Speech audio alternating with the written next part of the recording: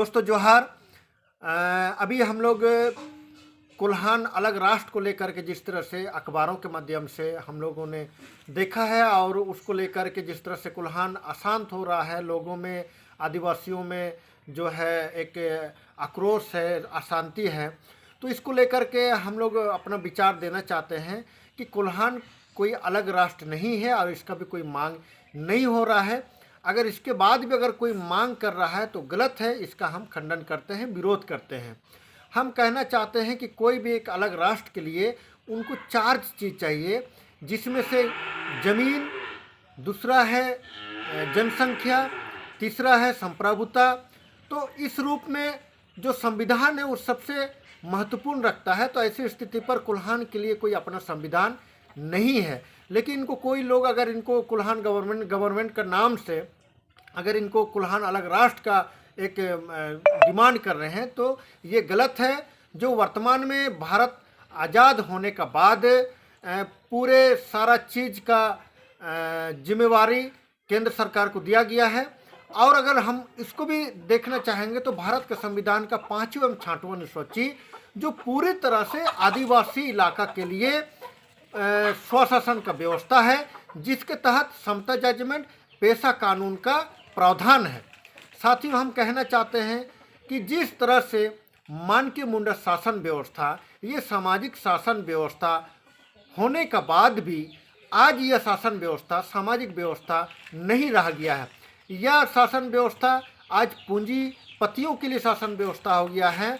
और आप देखेंगे तो जितने भी माइंस और ज़मीन का अगर खरीद बिक्री हो रहा है तो मानकीय मुंडाओं का परमिशन के बाद हो रहा है। तो ऐसी स्थिति पर ये मानकीय मुंडा शासन व्यवस्था वर्तमान में सुधार करने की दरकार है, जहां पर गलत काम हो रहा है। हम कहना चाहते हैं कि विल्किंसन रूल एक सिविल जस्टिस है, जिसमें जो जमीन का विवाद को 31 कानून के आधार पर निष्पादन करना है, जिसमें कुल्हान सुपरिटेंडेंट आते हैं, उपायुक्त आते हैं और कमिश्नर आते हैं। तो ऐसी स्थिति पर वहाँ पर हम लोग मुख्य रूप से 26, 20 और 27 का धारा को देखेंगे तो उसमें साफ है कि जब आदिवासी का या कुल्हान का ज़मीन का मामला होगा, अगर कोई कोर्ट पर चलेगा तो वहाँ पर कोई वकील नहीं होगा, वहाँ पर 3 आदमी होंगे या 5 आदमी होंगे जो न्यायालय में बात को रखेंगे, जो संबंधित जमीन से जुड़े हुए हैं। तो ऐसी स्थिति पर जो विल्किंसन रूल का जो बात है वो जमीन से जुड़ा हुआ कुल्हान क्षेत्र का जमीन का निष्पादन के लिए है, ना कि कुल्हान को चलाने के लिए। ऐसी स्थिति पर हम कहना चाहते हैं कि वर्तमान में जितने भी जो कुल्हान को लेकर के एक विवाद पैदा कर रहे हैं, कुल्हान को लेकर के अशांति पैदा कर रहे हैं, उसको रोका जाए, उससे दूरी बनाया जाए। क्योंकि अगर हम इससे अलग फिर अगर आंदोलन करके कुल्हान राष्ट्र को मांग करने के एक मन में सोच रहे हैं तो ये आदिवासियों के लिए बहुत बड़ा भूल होगा, और जो भी लोग इस आंदोलन से जुड़ेंगे उसके लिए बहुत बड़ा भूल होगा।